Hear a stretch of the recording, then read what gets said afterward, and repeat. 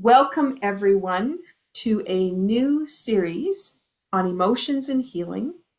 And this is the first episode in a series that we're going to have 7 this time. Rather than a trilogy of 3, we're going to expand our conversation and take ourselves on a little journey each week as to how you can start to understand how emotions, metaphors, and the body are all linked together. The stories that we tell ourselves, the emotions that get pocketed, and how the tissue responds to the way we're living our lives and the way things unfold for us.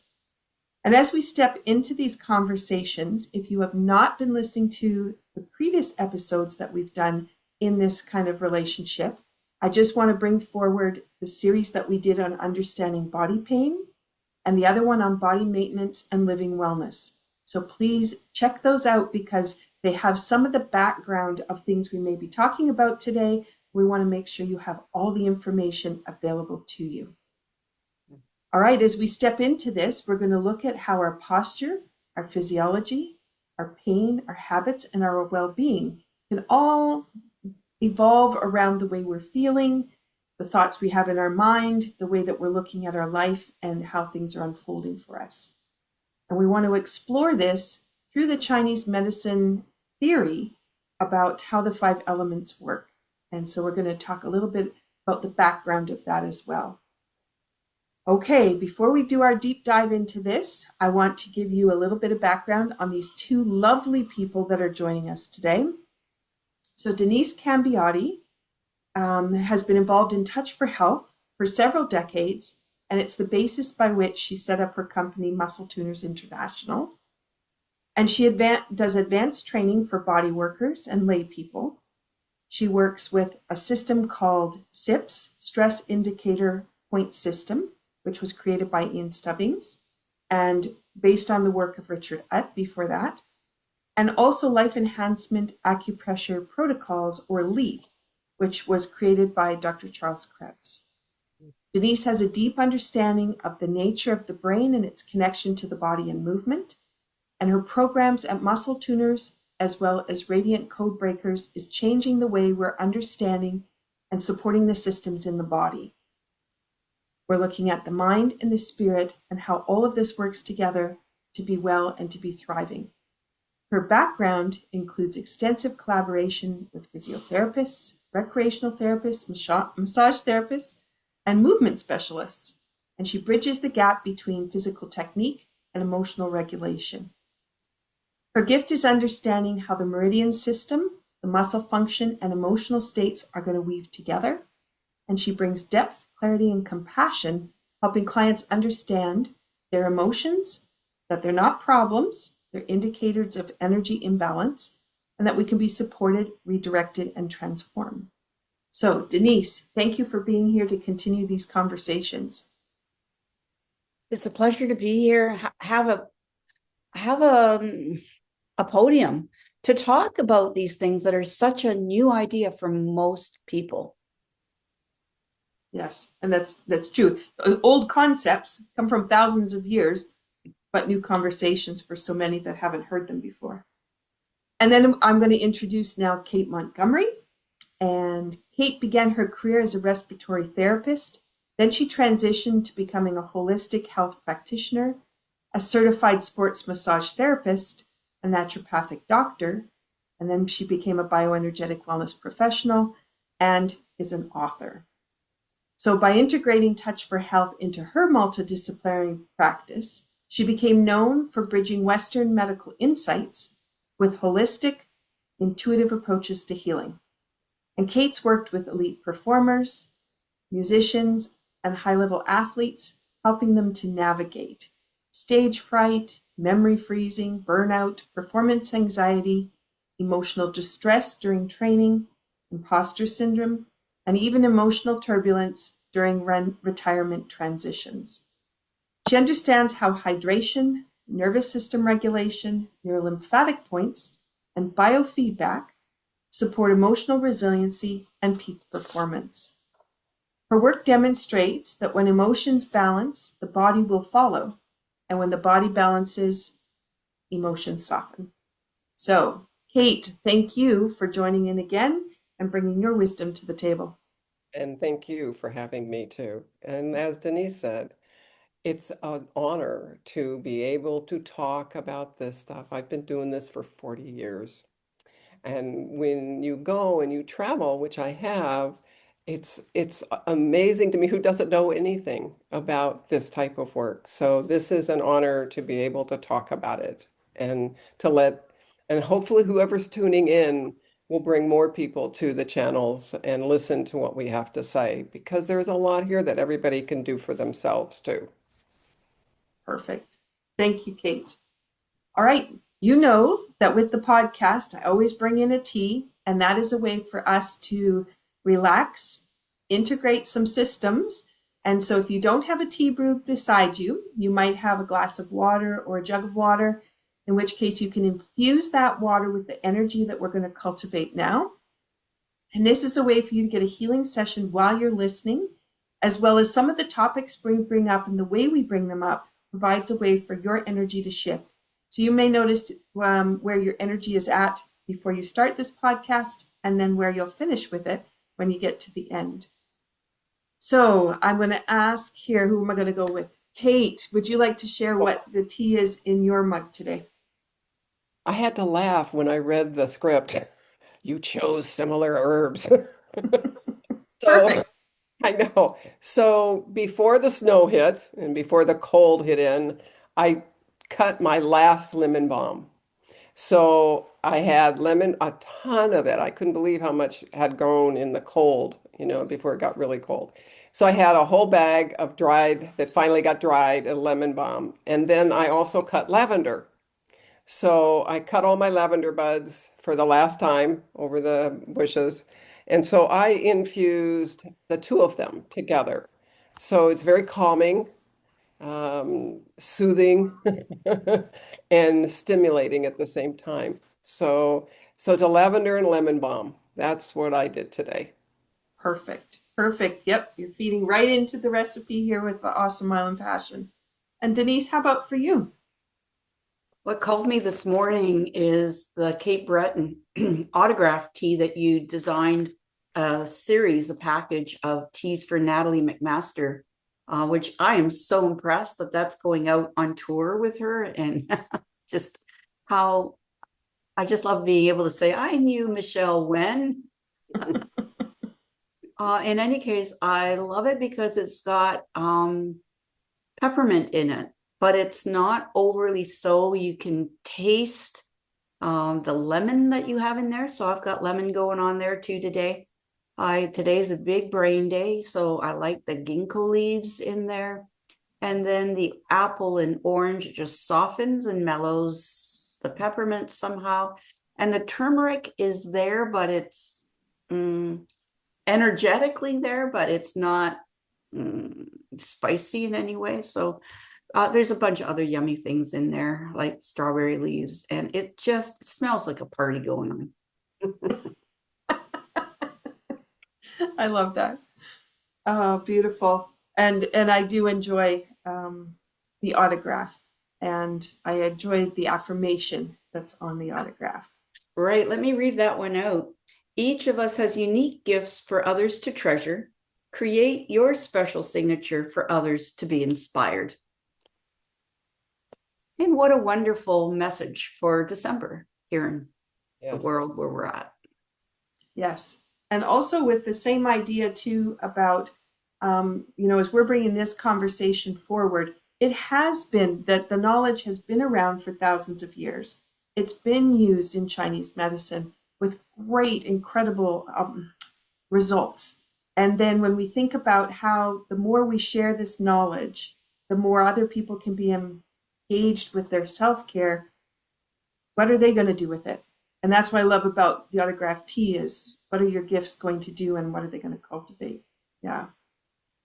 Okay. So on that same line then, I'm looking at our conversation today is going to focus on central vessel and governing vessel. So two main channels in the core of the body. And I wanted to highlight that in a beautiful way. There are two teas specifically, one for each. That would be To Be Honest and Old Faithful But there's a third one which brings the two of them together. So that's what I chose, which is Awesome Island Passion. And this one has a little symbol in the corner, which I'm just going to share.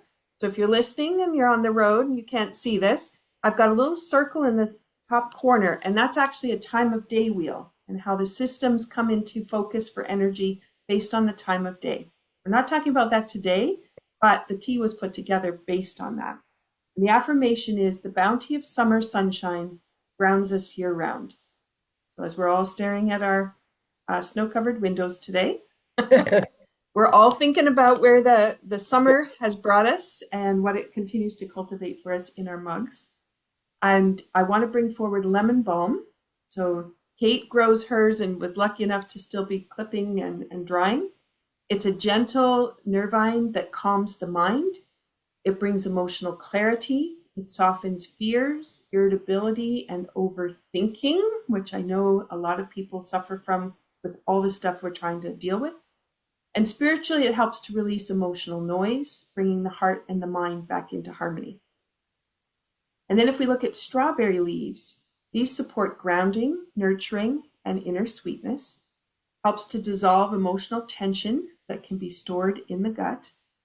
It encourages emotional honesty and self-trust, and that's a big one for a lot of people. And spiritually, it reconnects us to simplicity and receives the nourishment we often deny ourselves. Now, what I like to do is put the interest of those two ingredients together. So same what you were doing, Kate, with you brought the lavender and you brought the lemon balm together. They have a partnership. And when we start to bring these recipes together, we really can enhance the qualities of each, which is the same as the three of us having a conversation, bringing to the table all of our skills and our interests. It brings about a new conversation, new opportunity. And that's what the tea's going to do. So I encourage you to take a sip, make sure you smell it first so you can get right into the limbic system and the motor system.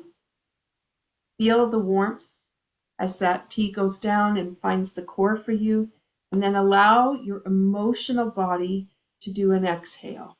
And I know that's a different way of thinking about things, but sometimes we forget to breathe or we're holding tight. So here we go. And awesome is always like coming home.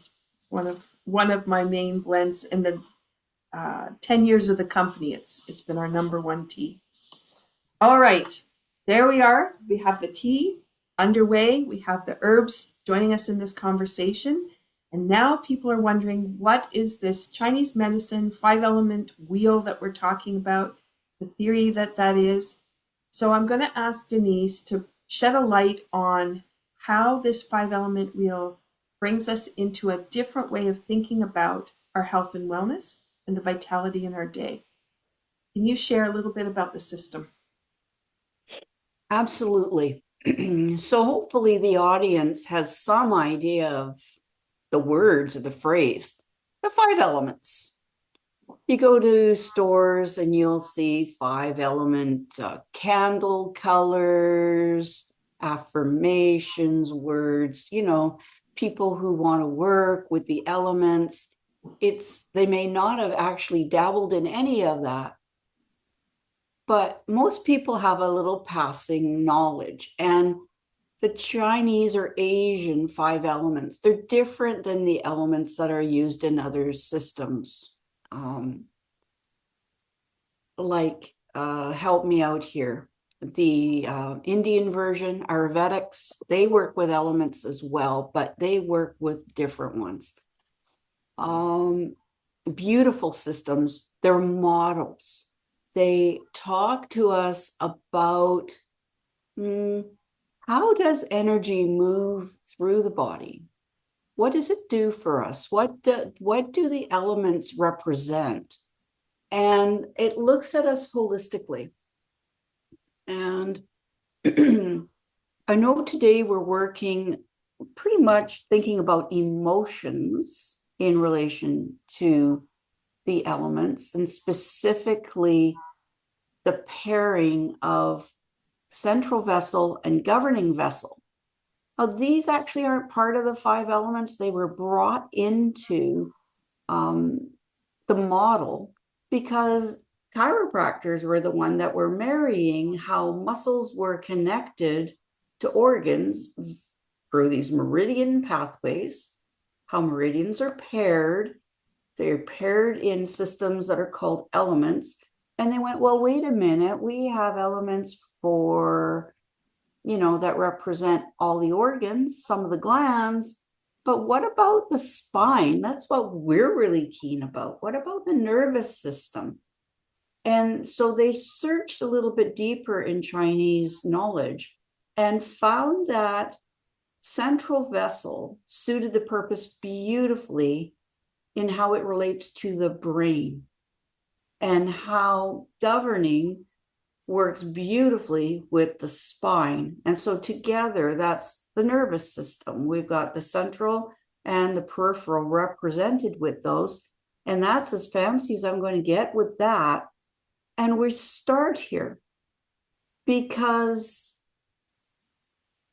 the nervous system powers a lot of the energy in the body.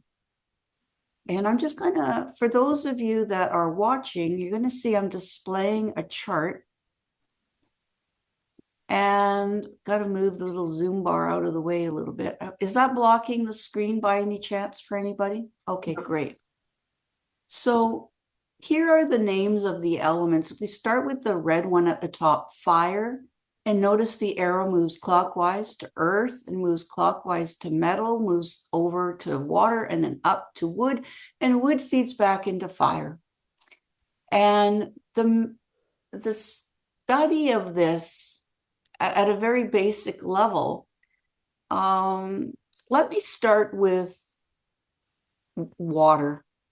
Water nourishes and grows plants and trees. So now we've gone from water to wood. And if you apply sparks, the trees burn. We have fire. And then when they are reduced to ash, they return to the earth. And in the earth, there's minerals and things like metals that we can mine and shape, and how metal can work to contain water. And so there's these things called Shen cycles and Ko cycles, and they're just models to express how energy works within our system. And if you notice on this chart, there's also arrows that skip an element. So let's say from metal, we can go to wood. So you can form metal into a sharp axe and chop wood. Wood can control the earth by putting its roots down into the earth to stabilize it. Earth can form dikes or dams or, structures to retain water in ponds or the borders of a stream. And water controls fire, obviously, it can put it out, and how fire controls metal by melting it. So this is just very introductory knowledge and in touch for health. You don't need to understand this with 25 years of study. I've taught a number of acupuncturists, and I say, by understanding how these flows go, it identifies what acupressure points would be very powerful to activate. And I kid you not, some of them are going, really? Can it be that simple? And yes, it can. You just activate the points that are shown in the manual, and it works. And yes, if you have more in-depth knowledge, more understanding of the interaction and the interplay between them, you can create different patterns to wake things up. But I have trained some acupuncturists who've gone, I've been beyond trying to understand the theory, and this is so simple. And I went, simple sometimes is the best. Now look up at the top right where we have the governing vessel meridian and the central vessel meridian. And these ones happen to have names of muscles they're attached to. And I just wanted to bring your attention to that for a moment, because today we are talking about governing and central. And as we go on with the rest of our talks, We're going to talk about earth individually apart from metal, water, wood. And then this fire one is a little bit kind of interesting because there are 4 meridians. So we're going to split those up into 2. So now we have the 5 elements split into 2, which is 6. And then we have this nervous system stuff going on. So let me stop share there and just say, ladies, is that pretty much your knowledge of the very basics? Mm-hmm. Great. And also when we work with elements, there are representations. I'm sure a lot of people have heard about yin and they've heard about yang, and they don't really know what that means, but they know that they're supposed to be in balance with one another. And your background today, Michelle, is perfect because you have the darker gray on the wall color on your room, which represents the yin, and the white of your mantle represents the yang. And so things that are in tend to have less sun on them. Things that are outside receive more sun. They're a little bit lighter and brighter. And all these are metaphorical in nature. And I want to just talk for a moment about metaphors. And here is something our audience can apply. If you're out of balance emotionally, if you can get energy unstuck, why wouldn't we do it? So, for example, central and governing has a lot to do with what's going on blocking our goals. And it has a lot to do with trust and support and releasing burdens. So if you're feeling burdened, you lack of trust, jump into the element wheel somewhere. And let me just say, let's start with fire. The emotions related to fire element, the major one is joy, absolute joy. And maybe you're stuck in an emotion and joy is the last thing you could connect with at the moment. But ask yourself the question, what is one thing that brings me joy? It might not be right now in the moment, but think of something that brings you joy. And then move to the next element, which is earth. And earth has a lot to do with sympathy and empathy. So in relation to where you're feeling stuck, can you feel sympathy or empathy? Are you feeling too much? Do you need to back it off? And then we move into the metal element, which has a lot to do with guilt, grief, and regret. And emotions are not negative or positive on their own. It's our reaction to them. So it is okay to feel guilt, grief, or regret. Just not get stuck in it. Recognize that if that's what you're feeling, that's what you're feeling. And then move to water, which has a lot to do with fear and anxiety. And in my world, I see when water's out of balance regularly for people, to me, this is very metaphorically related to boundaries, because the water element has it's connected to the kidneys and the bladder, and we are animals, really. And what do dogs do when you take them out for a walk? They will mark their boundaries. And so I have just come to recognize in my world that when this comes up repetitively, it's out of balance for people. Take a look at, do you have appropriate boundaries or not? Or do you have too much fear, anxiety going on? And if you do, can you switch that to awe? AWE, like how awesome that you get to have these experiences in life. Then we bring it over to wood. And wood is interesting because a lot of people connect it to the energy of anger.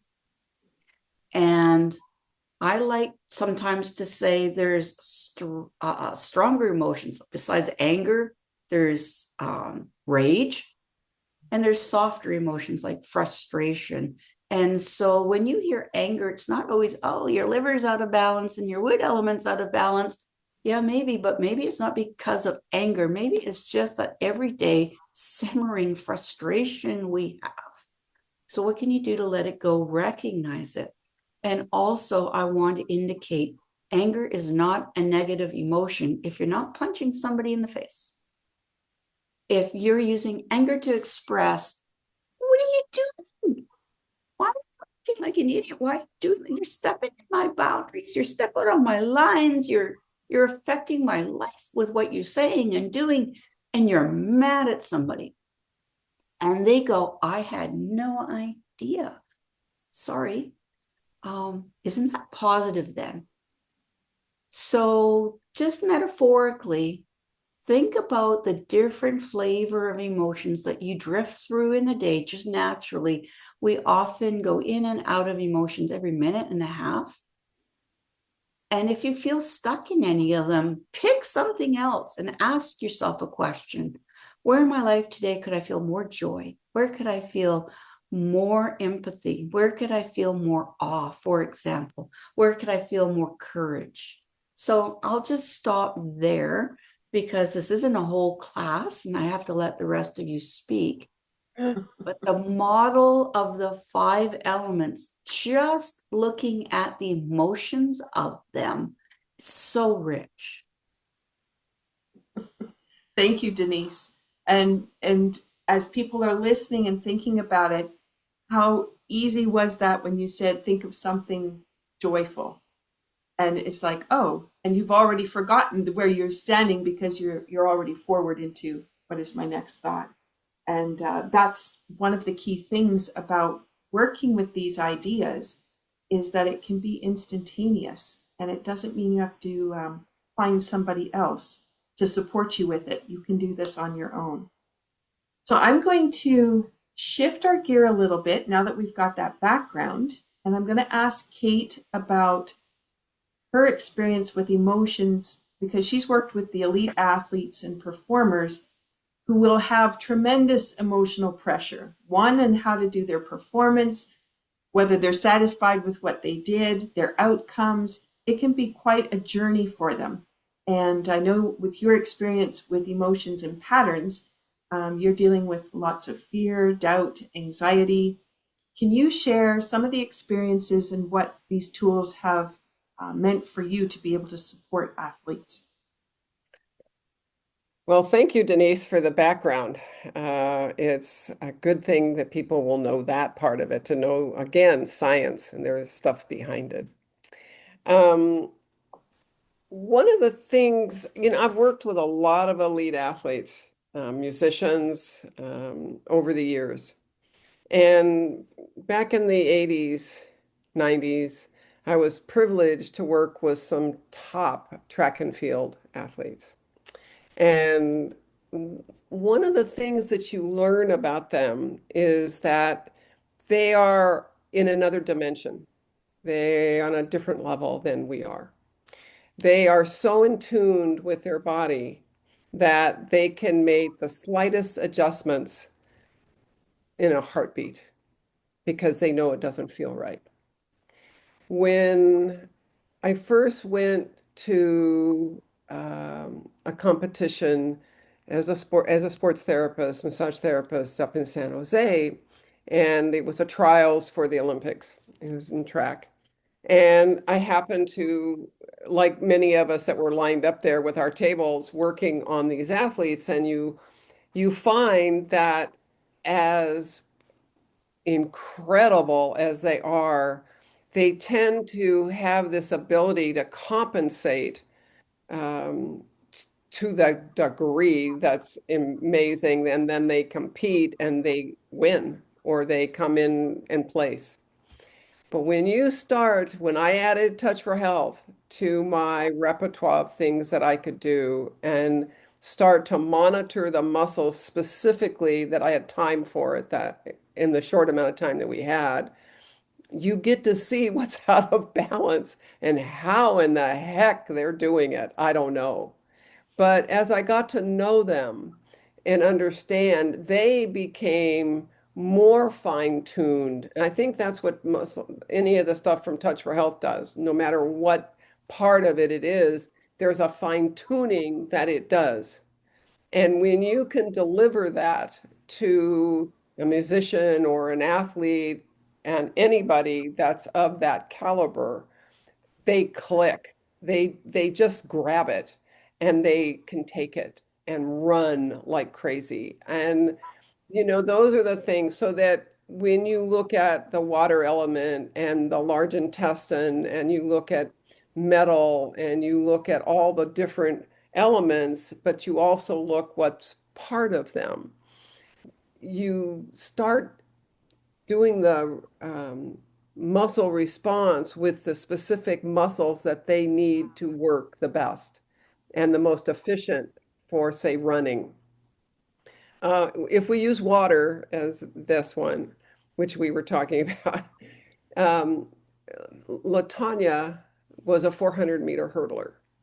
And one of the things that you have to do is you have to have a psoas muscle that works because you're lifting your leg so high, and it's the hip flexor that's doing it. Your hip hiker, your quadratus lumborum, but it's that psoas muscle when she has to jump over those hurdles at such speed. And that what was interesting to me when I was able to finally work on her that night before the trial. Um, I don't know how the psoas was even functioning. When I was testing it, it didn't turn on. It wasn't holding. And so I had to go through the response to see what everything was. But then once we got that done, and of course it was drink a glass of water first. Drink a glass of water because it's the water element. And psoas needs water and it's the kidneys. And that was important so that when I started my assessment was to drink water because she was dehydrated. So when you start to put and add everything together to get the body to turn on again and to get the muscles and the nervous system and the structure to be solid, then you have boundaries. Then you know that everything bilaterally works to the nth degree. And that's what you need. And as I did all this the night before, and you have to be careful because the night before a race, you have to really watch what you can do. And I was just keeping my fingers crossed that I didn't overdo it. But what was so nice, her body was so equipped, her nervous system could just take it. And it was like it rewired overnight, totally rewired. And when I saw her the next day, it was a different athlete. It was one that her issue was this breathing was the biggest issue with her. And we may have said this something in another podcast, but not only was she able to get her leg higher and get over those um, to get over the hurdles faster, she breathed through it. That was what she was known for, was that she didn't breathe. And when you don't breathe, you lose power, major power, because you're not oxygenating, you're not even moving the water. You're not moving anything, no fluids, no nutrients, no anything. And because I was able to free up, and we did emotional stuff too, because there was a fear factor. There was with her. Am I going to make it? Am I as good as the rest of them? And yet this lady was very talented. But when she ran that final, lifted her leg higher and faster. Her response in the nervous system was so fast. She was going so fast, it scared her and she slowed up and took second. She qualified, but she could have won. But she never threw up too. That was the other side to this. Everybody was waiting for her to go to the corner and throw up because she did it after every race. And this time she didn't. And she came over to me and she says, "What did you do to me?" She knew something had changed, but she didn't know what it was because she's so fine-tuned to recognize her body's innate ability. when you add what we do to helping someone like this become what they dream of, the the ah, your heart stops. You feel that emotion as much as they do, and give them what they want, which is to win. And set a record, set a time record too. We moved on and went to North Carolina for the Olympic Festival. She took the gold. She won that one. And she called me and said, I'm still rubbing points. I'm still rubbing my neural lymphatics. I'm still holding vasculars. I'm still doing this. I'm doing that. And when you can show them the things that they can do for themselves, excuse me, and get that response that she won the gold, qualified to go to Pan Am in Indianapolis that year. Oh, and she took third in the Pan Am Games. And she's up against Jamaica and the really top runners in the world for this. And she took third. That was incredible just for that. She placed, she took the bronze. So those are the things that this type of work does. It allows people to hone in their that capacity, excuse me, to become great, to fine tune to such a degree that they know there's a difference and they feel it. There's no fear, there's no doubt, there's no anxiety even. They step up to the podium with anticipation. There's an intensity. And it's like sharpening the nervous system is sitting there on the edge of the track, and they're just vibrating, holding still for the gun to go off. But that is an innate sense. They, above anybody, have it. It's exciting to watch.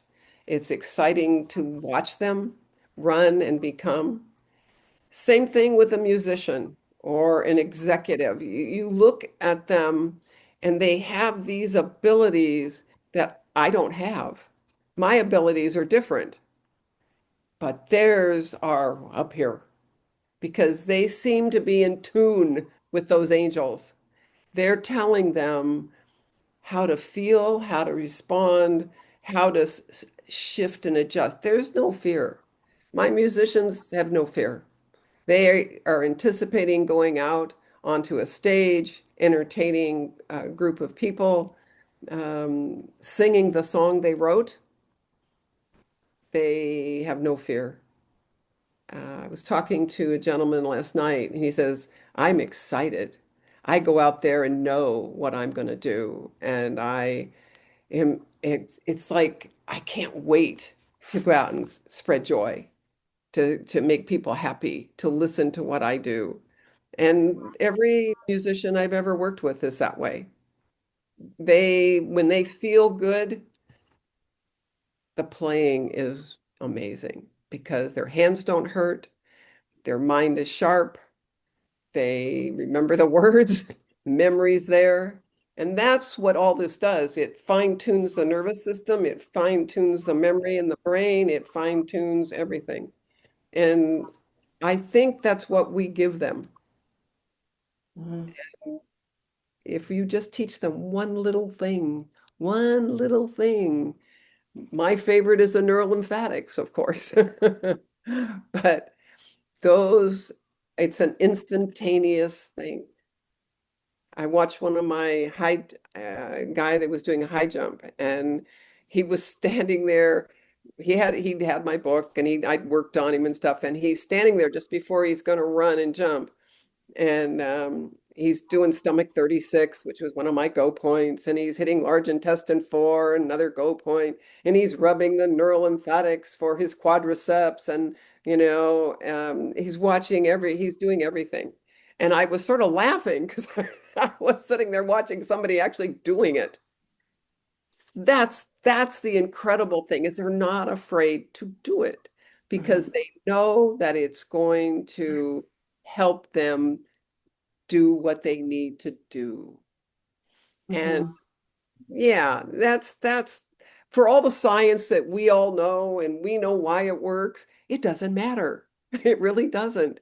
As long as you know that I don't feel pain anymore and my muscles don't hurt anymore when I rub the neurolymphatic for my quadriceps or my hamstrings or my glutes, that's it. As long as it makes me lifting weights easier and I can just bench it, fine. It doesn't matter. It's nice to give it and it's nice for them, but they look, I don't care. How do I do this? How do I make it? How do I get what I want? You know, that's why Iron Man was so successful, is that all they had to know was to do these three, four things while they ran, while they biked, that would get them across that finish line with no injury. Recovery would be phenomenal and just get them home safely without any problem. So that's what this does, and that's what Sports Touch does. Yahoo! Perfect. Perfect. It is so interesting, having worked with lots of children who have lots of fears going out onto a stage. And when you eliminate that, they think that they're supposed to have fear because that's what people talk about. And that's kind of where they start from, those very first performances where they go to do their 60 seconds.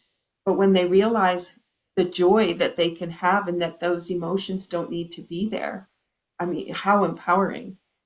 I want to take you to something you said, Kate, is when you were working with the athlete and you discovered that the psoas muscle wasn't working. And I know when people are listening, they don't know much about muscle monitoring.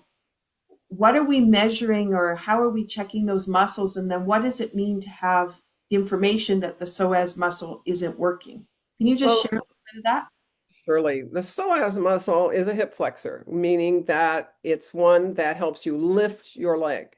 We sometimes think that the quadricep, the large thigh muscle, is what lifts our leg. It isn't. It's the secondary muscle. The psoas muscle is the one that flexes and brings your leg up. And so for a hurdler, which is who I was talking about, she needed to lift that leg as high as she could in order to get over the hurdle. When I muscle tested her, I would put the leg into an extension, but it's bringing two ends of the muscle together and pressing. I can't show it right now, but when I did this, the leg got, if we use the word weak, it didn't connect with the nervous system. And I did that bilaterally. She also had a long leg, short leg. Well, that makes sense because she's hurdling with one leg that's going over more than the other leg. The left leg is your plant leg, and the hurdle leg is the right leg. So that leg's a little bit shorter. So because I do sports massage, I was able to release those muscles and get them even, but also turn that muscle back on by rubbing neurolymphatic reflex points, holding neurovasculars on her head as well, and showing her how to get it to do it before she even ran or got up there. And Mhm. so, the neurolymphatic is you go down to the navel and you go 1 inch out and 1 inch up in the abdomen and rub deeply because you rub not softly, but you rub firmly into that area and you open up that energy flow through that muscle and detoxify it. It sheds the lymph and it gets rid of byproducts really fast. That shifts it and makes the muscle work better. And for her, that's what she needed. So I hope that's a little bit of an Mhm. explanation. But go Mhm. ahead, Denise. I just want to add to that because you're going, well, it's the hip flexor, and somehow she's been getting over those hurdles. What's been going on in her body is other muscles were compensating Of course. to do the action. Right. And those muscles were not designed to make that happen. Mhm. So the iliacus, which is part of the fibers of all that, they were working harder than they should have. And the pectineus, the glutes, there were different things that are going on to allow that action to take place And that's what causes injury. True. Because those other muscles weren't designed to do the lift, turn, plant if the psoas wasn't doing its job fully or even really at all. And the point that you're making is these athletes think they're okay when they're not. Right. And how, if an athlete that's tuned into their body, and I've seen the football players and all that, they're going, oh, this isn't firing right. So a lot of them are connected. They know when they're on and when they're off, when the muscle's working, when it's not working. But how is the average office worker, housewife, sorry to use that term, you know, how are we supposed to know that some of our muscles haven't shown up to work today? And because they haven't, that is why you have pain at the joints. That is why some muscles are tight and will not release with massage. Like, well, they'll feel good for a little bit, but they'll come right back. And so I just wanted to bring into the conversation that the muscles are compensating for one another and coming back to the elements. Elements compensate for one another. And sometimes if somebody's not carrying their share of the load, somebody else go, well, fine, I'll do it all then. And once you get your system in a snit that way, it takes a bit to unravel. And how do you do it? When do you do it? What do you do exactly? Well, you use this thing called muscle monitoring because the body will show you. So I mentioned compensation in the beginning when I started working with her. I just didn't mention every single muscle that has to compensate for the psoas muscle not working. I'm only focusing on one muscle just to give it as a demonstration, an example. Well, obviously. Obviously, trying to keep it simple.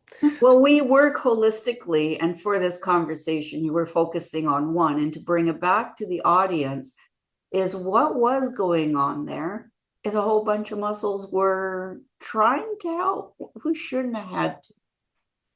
Yeah. And how often do we, in our day, and I'm thinking about people who do household chores or have a job where they extend beyond their energy capacity, and so they just push through because somehow it'll happen and they don't really care how. They're just going to push through and the body's just going to adjust. And that's that process where we start to build those patterns of other muscles doing things they shouldn't be doing. And then they wonder why when they bend over to get a box and their back goes out and they say, well, I was just lifting a tiny box.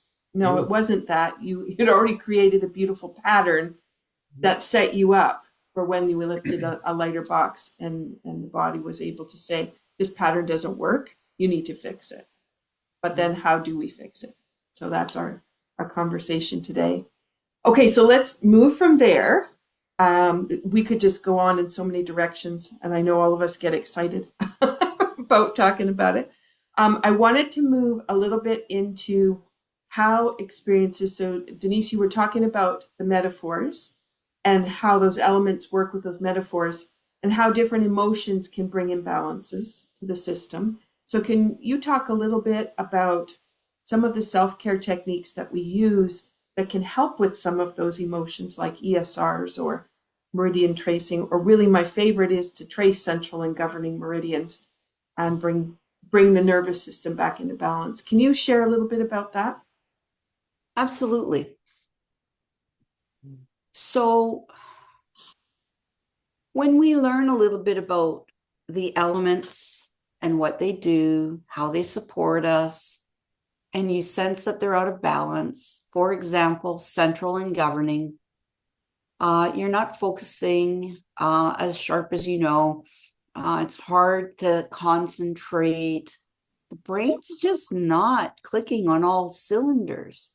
There are some fantastic self-care techniques. So let me start, as you were mentioning, the ESRs. That stands for emotional stress release points. they're acupressure points right here on the frontal bone, just above the colored part of your eyes. So just by putting 2 fingers there and touching there, you're actually helping drain emotions that are cycling through your system. The quality of touch is very important. Anybody that's ever blown up a pool floaty where you have to pinch the little valve, and then when you let go and you get ready to put the little plug in, there's a valve in there that literally keeps the air on the floaty from floating out, or, you know, your kid, the air got out of there while they're swimming around. It wouldn't be so good. So quality of touch is important. And it's the same thing when you're ready to collapse the floaty. You can't push on the valve too hard or the air can't come out. So you just have to touch it, but not too hard and not too soft. Well, actually, you can't go too soft on this one. Seems incredibly simple. I've shared this with some big name coaches, and they're walking around their condo and they're shrieking on the phone. I don't believe this. What did you do? What? Because they can be in a real state that is just not productive. And I say, touch these points, or simply put your whole hand across your forehead very lightly and think the thoughts you're having about the thing that's stressing you out right now. Just take a few breaths. And as basic as that is, there can be more. However, that is enough. And when we teach this to nurses in hospitals, calming somebody getting ready to go to surgery who's worried or one thing or the other, how many mothers will soothe a child's brow? How many times have you seen people get bad news and they put their hand on their forehead, but they usually press too hard and they're going, oi. This is a very natural subconscious position that we can use with intention. That's emotional stress release. And then what you were talking about, the central governing, the central meridian, for example, sorry, a little odd with my virtual screen on. Okay, so central meridian starts just below the pubic bone and comes up to the chin. You don't even have to touch the body. You can do it with one hand, just stroke upwards. This is the direction it is meant to flow. So if it is stagnant, if it has stalled, you can just go like that. Or, you know, I know a grandmother, she does it with her grandkids. You point there, you come up and you put your arms out like a heart, sending love to you. And do this, you know, 5-7 times. Really fabulous to get that flow flowing, to wake up the brain, because your fingers act like little magnets and they pull the energy up the channel the way it's meant to. And same thing on the back of the body, is very much in the center line of the body. Tailbone, bring it up as far as you can, kind of toss it up there, catch the ball and pull it over your head to end under your nose, right in the center under your nose. So just by doing that a few times, you're waking up the energy of the spine going up into the brainstem. So very simple technique and very powerful. And there are a lot of people walking around in the world who've gotten overwhelmed and their brain is just and just tracing a meridian. For example, the central vessel one is the easiest. If I find myself in a bit of like confusion, I will just do this, and you do it quickly. You're pulling that energy up quickly and you're done. Is that basically what you needed to know, as a couple of self-care tips to demonstrate that? And just for that realization that if you're having an experience at the moment and that emotion has come up, and maybe it is that anxious, you know, you've coming up to something, and then to know, oh, I could just trace this line, and then all of a sudden you realize you've shifted to something else, and that anxiety isn't even there anymore, and you didn't realize it had disappeared. You just your focus went completely in a different direction. It's just so simple what we can do with that. And central and governing, being that you are looking at the brain and the spine, you're bringing everything in that core back together. So such a beautiful, beautiful piece. Okay, so now let's shift a little bit into that Ko and Shen cycle. And Denise, you did a good job of describing the whole cycling of it. There's two parts that I just want to bring up for people so that they can realize there's two ways that the body can deal with things. So one is to nurture, and one is, they call it creation, destruction. I like to call it changing patterns. But can you just talk just a little bit about that in regards to regulating emotions, but also just to bring the body back into balance?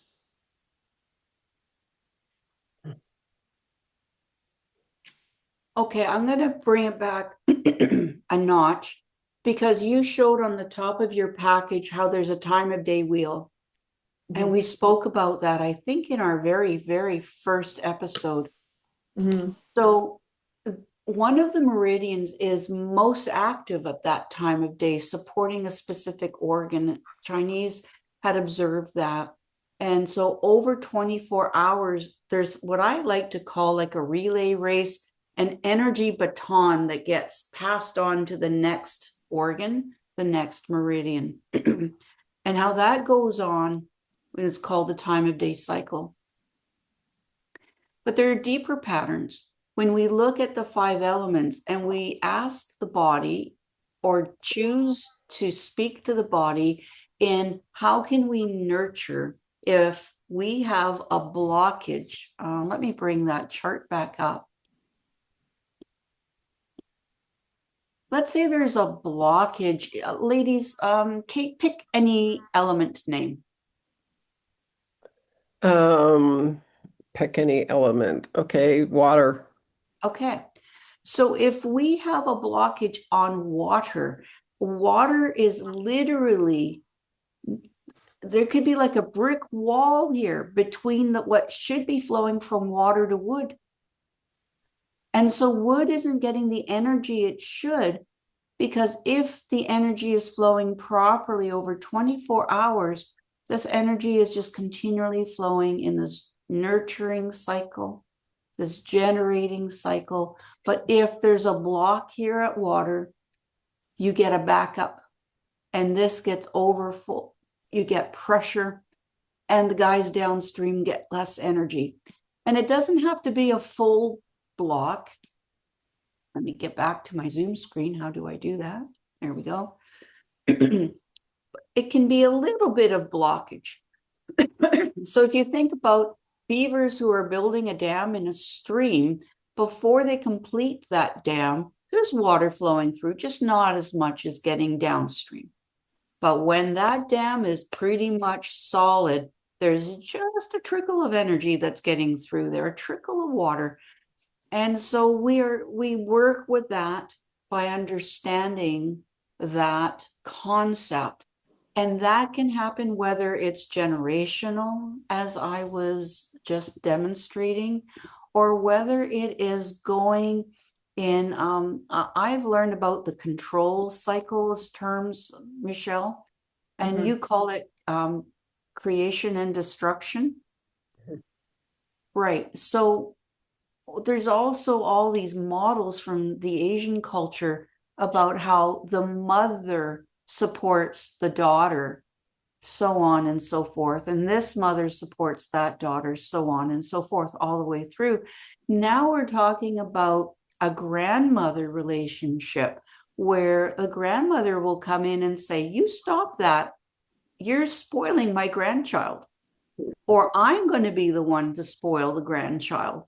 And so we have these patterns that can go this way. So the whole family model of the Asian culture, it's so fascinating. I've worked with a number of Asians who have come from China, and their family structure is still very, very antique. Some of them are very modern, but there are some, especially the middle-aged people were brought up with the grandmother rules the roost. She controls what happens under this roof. And in the body, our organs can act in the same way. And the training that we can provide makes it super simple to support those systems that are not getting the right amount of energy without needing a whole lot of theory. Perfect. Thank you. Thank you. So as people are thinking about what they've known about wellness and being in balance and having the emotions freely flowing in and out or not, this is a different way to look at this picture and to understand how we can support ourselves by looking at other areas and how we can also bring more balance and flow into the systems. So I'm going to move the question over to Kate because I want to talk a little bit about how you built some daily protocols, because your books have special ways of bringing things together. Can you share with our audience how those daily rituals can help keep the emotions balanced so that it's a much more even day or joyful? Wow, this is a good one. Emotional balance. So in the book, in Sports Touch, there is a chapter on visualization. And one of the things I would do after I had done all the testing and everything, and we were balanced, but we would go through the visualization process. And I would have them see and run the race before they even got there. See, hear, smell, taste, hear the sounds, hear everything. See the colors of the runners with you or ahead of you or whatever. See everything in living color and live it now before and the end point. What happens at the end? Have you made your goal? And so that was one of the things that we would do. But in the process of that, we would run through the pattern and through their visualization, and I would be monitoring their emotions as they had their hand on their forehead. And as we went through each one of those, they would hit a certain point within that run, and all of a sudden they would go weak if we use those terms. And I'm going, oh, okay. So halfway point, we fall down. The muscle doesn't want to go any farther. So I would go and test, say, the quadricep, and we would look at that. But we would also look at the emotion that would go with this. And I would just start rambling ones off. Or they would say, what's the first thing that comes to your mind? What's the first thing that you feel? And we would go through patterns of different words and different things.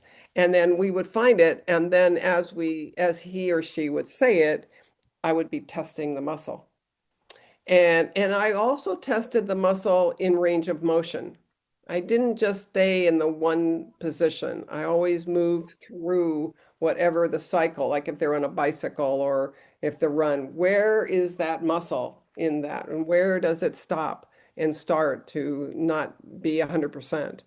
And as we did that, we would hit that point and then we would start holding the points and for chill and ESR, but at the same time rubbing neurolymphatics and them seeing it again as they ran. It was amazing to watch the body strengthen just from letting go of the emotion. If we could say fear, whatever they were thinking, but usually it's like, I'm tired. I can't go any farther, but the muscle saying I'm done. But if it's not done, if you rub a point, say you rub for your quads, and then it perks up, then what do you say? You say, I'm strong, I'm resilient, I can do anything, I can run faster. And that's what we would put into the tape. we would put a new affirmation in there, a new thought process would go back into the tape. I always call it the computer, the biocomputer. So let's put a different file in there and rubbing those points. So if he or she's rubbing the quadriceps, which is underneath the rib cage, as they ran, and saying, I am strong, I am resilient, blah, blah, blah. And then they did, and they were that way. So this has already been done before they actually do the race.